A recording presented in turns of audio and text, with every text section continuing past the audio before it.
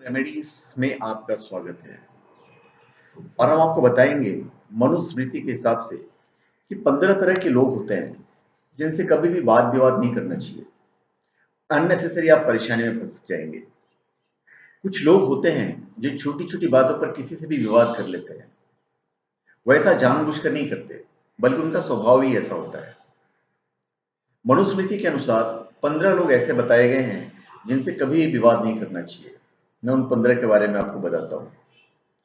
यज्ञ करने वाले, पुरोहित, आचार्य, अतिथि, माता, पिता, मामा आदि संबंधी, भाई, बहन, पुत्र, पुत्री, पत्नी, पुत्रवधू, दामाद और गृह सेवकों यानी नौकरों से वाद विवाद नहीं करना चाहिए। तो सबसे पहले हम आते हैं यज्ञ करने वाले के ऊपर। यज्ञ करने वाला ब्राह्मण सदैव सम्मान करने योग्य होता है। यदि उससे किसी प्रकार की कोई चूक हो जाए तो भी उसके साथ वाद विवाद नहीं करना चाहिए। यदि आप ऐसा करेंगे तो इससे आपकी प्रतिष्ठा ही धूमिल होगी। अतः यज्ञ करने वाले ब्राह्मण से वाद विवाद न करने में ही आपकी भलाई है। देखो, आप अगर यज्ञ कर रहे हैं तो ऊपर वाले का तो पता ही है कि आप यज्ञ कर रहे हो। तो इनकेस अगर उससे कुछ गलती हो जाती है तो उससे झगड़ा करने की जरूरत नहीं है। फिर है पुरोहित। यज्ञ पूजन या धार्मिक कार्यों को संपन्न करने के लिए एक योग्य और विद्वान ब्राह्मण को नियुक्त किया जाता है, जिसे पुरोहित कहा जाता है। भूल कर भी कभी पुरोहित से नहीं वाद विवाद करना चाहिए। पुरोहित के माध्यम से ही पूजन आदि शुभ कार्य संपन्न होते हैं, जिसका पुण्य यजमान को प्राप्त होता है। मतलब यज्ञ करवाने वाला जो व्यक्ति होता है उसी को प्राप्त होता है। पुरोहित से वाद विवाद करने पर आपका काम बिगड़ सकता है, जिसका दुष्परिणाम यजमान को भुगतना पड़ सकता है। इसलिए पुरोहित से कभी भी वाद विवाद नहीं करना चाहिए। फिर आचार्य। आचार्य मतलब हमारे जो गुरु होते हैं। प्राचीन काल में उपनयन संस्कार के बाद बच्चों को शिक्षा के लिए गुरुकुल भेजा जाता था, जहां आचार्य उन्हें पढ़ाते थे। वर्तमान में उन आचार्यों का स्थान स्कूल टीचर्स ने ले लिया है। मनुस्मृति के अनुसार आचार्य यानी स्कूल टीचर से कभी भी वाद विवाद नहीं करना चाहिए। वो यदि दंड भी दें तो उसे स्वीकार कर लेना चाहिए। आचार्य हमेशा अपने छात्रों का भला ही सोचते हैं। इनसे वाद विवाद करने पर विद्यार्थी का भविष्य भी खतरे में पड़ सकता है।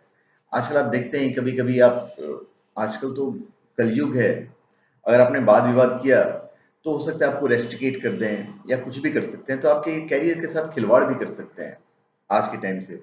वैसे कोई भी गुरु अपने शिष्य का बुरा नहीं चाहता है। फिर है अतिथि। हिंदू धर्म में अतिथि यानी मेहमान। मेहमान को भगवान की संज्ञा दी गई है। इसलिए कहा जाता है कि मेहमान भगवान के समान होता है। उसका आवभगत ठीक तरीके से करना चाहिए। भूल से भी कभी अतिथि से वाद विवाद नहीं करना चाहिए। अगर कोई अनजान व्यक्ति भी भूले भटके हमारे घर आ जाए तो उसे मेहमान ही समझना चाहिए और यथासंभव उसका सत्कार करना चाहिए। अतिथि से वाद विवाद करने पर आपकी सामाजिक प्रतिष्ठा को ठेस लग सकती है। फिर है माता। माता ही शिशु का सबसे प्रथम शिक्षक होती है। माता, इमेजिन कीजिए, 9 महीने शिशु को अपने गर्भ में धारण करती है और जीवन का प्रथम पाठ पढ़ाती है। यदि वृद्धावस्था या इसके अतिरिक्त भी कभी माता से कोई भूल चूक हो जाए तो उसे प्यार से समझा देना चाहिए, ना कि उसके साथ वाद विवाद करना चाहिए। माता का स्थान गुरु और भगवान से ही ऊपर माना गया है। इसलिए माता सदैव पूजनीय होती है। अतः माता के साथ कभी वाद विवाद नहीं करना चाहिए। फिर है पिता। पिता ही जन्म से लेकर युवावस्था तक हमारा पालन पोषण करते हैं। इसलिए मनुस्मृति के अनुसार पिता के साथ कभी भी वाद विवाद नहीं करना चाहिए। पिता भी माता के समान पूजनीय होते हैं। हम जब भी किसी मुसीबत में फंसते हैं तो सबसे पहले पिता को ही याद करते हैं और पिता हमें उस समस्या से निकाल लेते हैं, उसका समाधान ढूंढते हैं, समाधान सुझाते हैं। वृद्धावस्था में पिता अपने अनुभव के आधार पर हमारा मार्गदर्शन करते हैं। इसलिए पिता के साथ वाद विवाद कभी नहीं करना चाहिए। फिर है मामा, मतलब नाने के साइड के जो लोग होते हैं, माता पिता के संबंधी जो होते हैं। माता पिता के नहीं, पिता के माँ के जो संबंधी होते हैं। मामा आदि संबंधी जैसे काका काकी और ताऊ ताई जी, बुआ फूफा जी, ये लोग भी वो लोग ही होते हैं जो बचपन ही हमें हम पर स्नेह रखते हैं। मामा खास करके हमारी जो माँ के जो भाई होते हैं उनके साइड वाले, बचपन में कभी न कभी ये हमारी ज़रूरतें पूरा करते हैं, इसलिए सभी सम्मान करने योग्य हैं।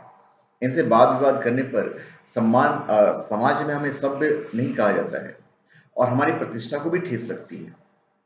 इसलिए भूल कर भी कभी मामा या सगे संबंधियों से वाद विवाद नहीं करना चाहिए। यदि ऐसी स्थिति बने भी तो समझा बुझाकर इस मामले को सुलझा लेना चाहिए। फिर है भाई। हिंदू धर्म के अनुसार बड़ा भाई पिता के समान तथा छोटा भाई पुत्र के समान होता है।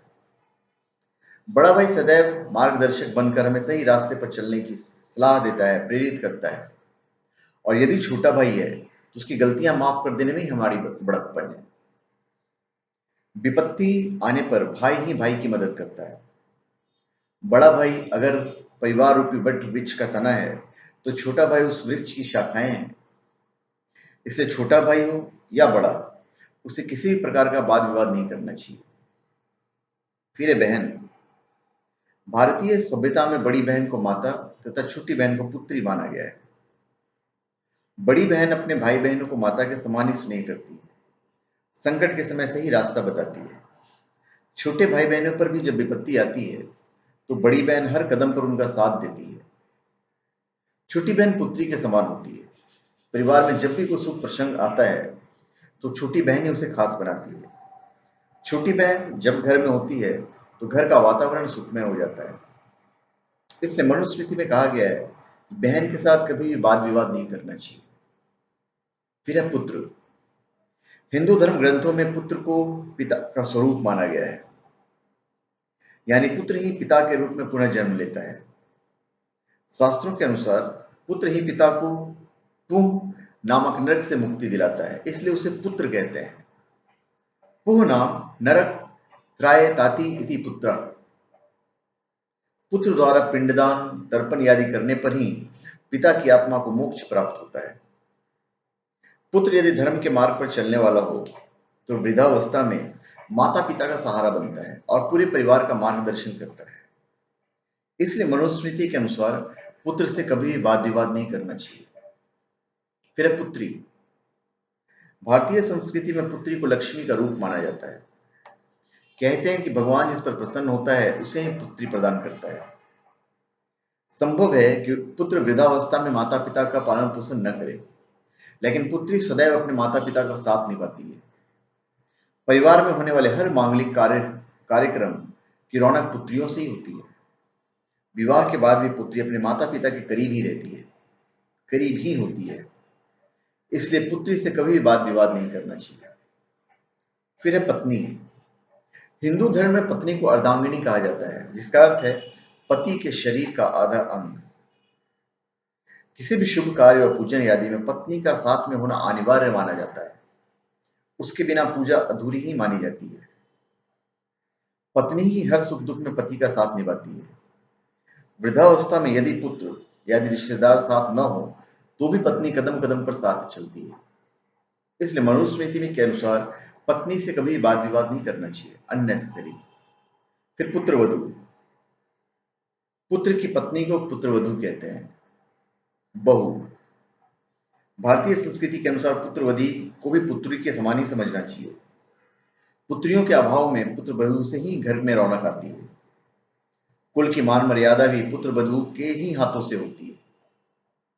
परिवार के सदस्यों या अतिथियों की सेवा भी पुत्रवधू ही करती है। पुत्रवधू से ही वंश आगे बढ़ता है। इसलिए यदि पुत्रवधू से कभी कोई चूक भी हो जाए तो उसके साथ वाद विवाद नहीं करना चाहिए। फिर गृह सेवक यानी नौकर। मनुस्मृति के अनुसार गृह सेवक यानी नौकर से कभी वाद विवाद नहीं करना चाहिए, क्योंकि पुराने सेवक आपकी व आपके परिवार की कई गुप्त बातें जानता है।